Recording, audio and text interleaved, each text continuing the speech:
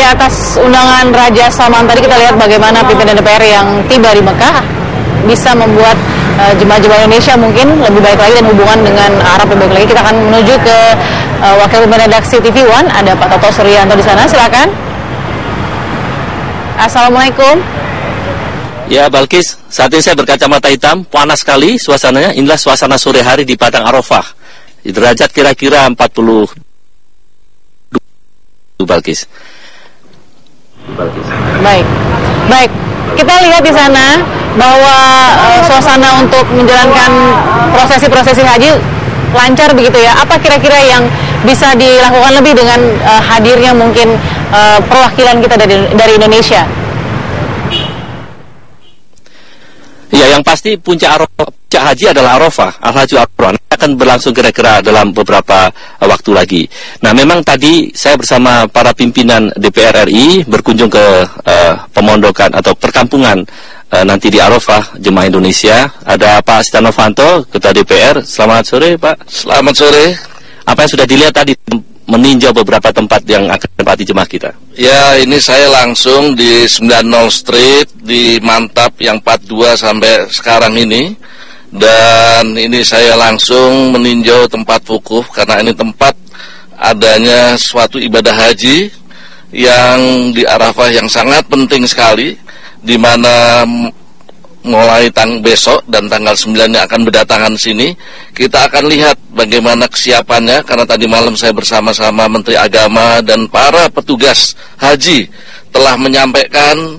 Nah, untuk itu kita lihat langsung bagaimana kondisi AC, kondisi karpet, dan juga kondisi yang lain. Saya bersama-sama Pak Fahri John dan juga Ketua Pengawas Pak Fahri dan juga Ketua Fraksi Pak Fahri mana? Oh, Pak Jaljuli. Nah, ini saya rasa kita langsung dengan Pak Fahri ya? Dulu. Ini Pak Fahri. Ini kita ingin Ketua Pengawas Haji untuk menyampaikan beberapa hal yang dilihat langsung. Ya, baik. Bang Fahri, apa yang bisa dilihat selama perjalanan tadi? Melihat ini tenda nih, contoh tenda. Ya, ini tenda. Ini tenda misalnya. Tanggal masuk ke sini ya. Bisa. Tanggal ini tanggal tanggal 9 Zulhijjah, tanggal hari Rabu. Kira-kira Rabu itu seluruh jamaah haji dari seluruh dunia kan akan kumpul di sini. Ya. Kebetulan kita sudah dikasih tenda-tenda seperti ini yang memang sebagian besarnya itu ditutup dan kayaknya memang kontraktornya itu agak sembarangan ya, agak asal-asalan gitu ya. Dan ini karena sudah sangat panas, itu kayaknya jamaah haji ini memang agak kepanasan di sini ya. Tetapi kan kita tahu bahwa orang haji itu kan katanya nggak boleh banyak mengeluh, begitu ya. Tapi ada baiknya juga pemerintah Indonesia menyiapkan yang lebih nyaman, yang lebih layak, gitu ya. Ada AC-nya, ada segala macam yang diperlukan begitu sehingga untuk tempat ini dipersiapkan untuk jamaah haji. Ini yang tidak sektor ini yang tadi kita lihat.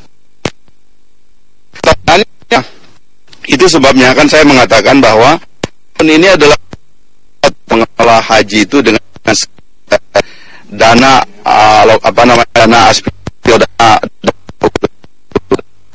dana itu.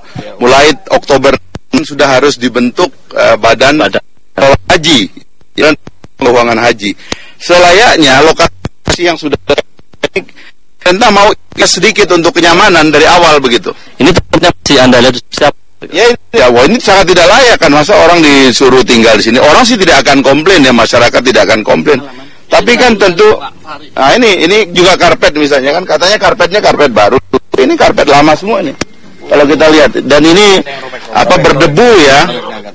Jadi kalau dia panas itu dia pasti akan berdebu dan itu membuat orang kena penyakit atau begitu. Nah, itu yang sebetulnya kalau ini ada lokasi untuk mempersiapkan dari awal tentu tidak akan sejelek ini. Dan ini nanti habis ini kita mau datang ke beberapa tempat yang dikelola oleh negara lain yang nampaknya itu lebih siap dan kontraktor-kontraktor yang diberikannya itu lebih profesional bekerjanya gitu.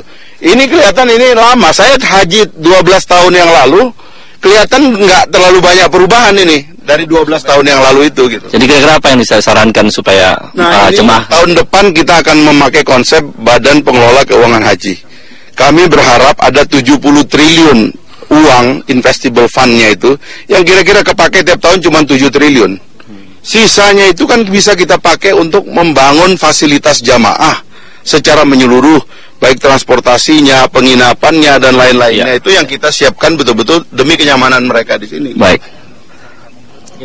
Ya. Ya, kemudian Pak Fadli bagaimana, sudah juga ikut terlibat tadi melihat ini? Ya, jadi saya kira apa yang disampaikan oleh Pak Fahri maupun oleh Pak Setia Novanto, memang kalau kelihatannya dari laporan-laporan yang ada, termasuk semalam yang kami dengar, kelihatan sudah ada kemajuan-kemajuan. Tapi kenyataannya memang dari sisi karpet, misalnya kita lihat masih banyak karpetnya itu karpet lama, bahkan kusam sekali. Tenda-tendanya bisa dilihat sendiri, masih banyak yang robek-robek ya, dan kemudian saya kira sebenarnya masih bisa jauh lebih baik dari ini kalau kita inginkan, apalagi dengan biaya yang sudah dibebankan kepada setiap jemaah haji itu sekitar 350 real kalau tidak salah. Jadi sebetulnya banyak yang bisa dilakukan untuk perbaikan pelayanan haji. Nah, kalau ini kan tiap tahun ada di sini dan tempat wukufnya jamaah haji Indonesia kan tetap di tempat yang sama. Jadi seharusnya jauh-jauh sebelum haji bisa dikelola dengan baik. Jika diperlukan melibatkan pihak ketiga ya, dan ini saya kira akan jauh lebih baik nanti pelayanan haji. Baik, mestinya masih ada waktu, bisa diperbaiki, barangkali kurangnya begitu ya. Mudah-mudahan nanti. Kalau kita ada satu AC di setiap ini, tapi satu AC dengan jumlah ruangan yang besar seperti ini kelihatannya agak sulit gitu. Baik, nanti berada dari Pak Jazuli dari fraksi PKS barangkali juga bisa ikut membantu supaya jemaah kita bisa melaksanakan ibadah dengan baik. Mungkin karena wukuf itu adalah puncaknya ibadah haji, maka harusnya diciptakan satu suasana senyaman mungkin orang melaksanakan puncaknya ibadah haji itu. Seperti Bapak-Bapak Ketua dan Pimpinan tadi mengatakan, andaikan umpamanya karpet ini seperti ini, kan bisa juga pemerintah Indonesia memberikan kasur yang kecil-kecil itu untuk jemaah, supaya dia lebih nyaman. Kemudian juga ditambah kalau memang maktab di sini menyiapkan tidak sebanding antara AC yang seperti ini kan, untuk satu ruangan sebesar ini AC cuma sebesar ini. Coba bayangin, AC sebesar ini rasanya tidak masuk di akal untuk ruangan sebesar ini bisa mendinginkan ruangan. Kita sekarang yang sudah jam 4 saja panasnya luar biasa, apalagi besok yang mulainya dari pagi, siang sampai dengan sore. Mungkin juga pemerintah Indonesia harus menyiapkan ada tambahan-tambahan AC. Syukur kalau pemerintah itu bisa bergening secara baik, bahwa mereka bisa menuntut kepada maktab atau muasasah itu bagaimana supaya disiapkan tempat ibadah yang lebih nyaman, sehingga ibadah mereka yang kita sering urang supaya mabrur. Ya kalau Pak mabrur, jangan cuma dibikin Anda harus sabar, Anda harus bertobat di sini, Anda harus menangis. Tidak suruh menangis pun mereka akan menangis di tempat ini, tetapi ibadah itu kan harus nyaman dibuatnya begitu. Baik. Kira-kira seperti itu Balkis gambaran yang sudah kita lihat sehari ini. Mudah-mudahan masih ada waktu. Gimana Pak? Jumlah kota itu tadi Menteri itu menyampaikan ada tambahan kota. Ini mungkin Pak Saya kira begini, ini kita kan sekarang ini kuotanya 167.000. Kemudian disampaikan ada penambahan 10.000. Nah, ternyata 10.000 itu bagaimana? Apakah ini digunakan atau untuk tahun depan? Nah, karena menurut informasi seharusnya kita gunakan pada tahun ini. Nah, namun kita tahun 2012 itu pernah kuota haji kita tuh 211 juta. Karena 211.000, maaf, 1% dari jumlah penduduk. Nah, kalau sekarang jumlah penduduk kita itu adalah 250 juta, maka setidaknya jumlah jamaah haji kita itu kuotanya 250 juta. Jadi pemerintah tahun depan harus memaksimalkan upaya kepada pemerintah Saudi Arabia mengembalikan kuota kita plus karena ada penambahan jumlah penduduk kita. Nah, sehingga dengan begitu nanti antrian yang sekarang ini bisa mencapai 26 tahun bisa lebih cepat, mungkin bisa lebih pendek, bisa 10 tahun orang menunggu untuk bisa berhaji.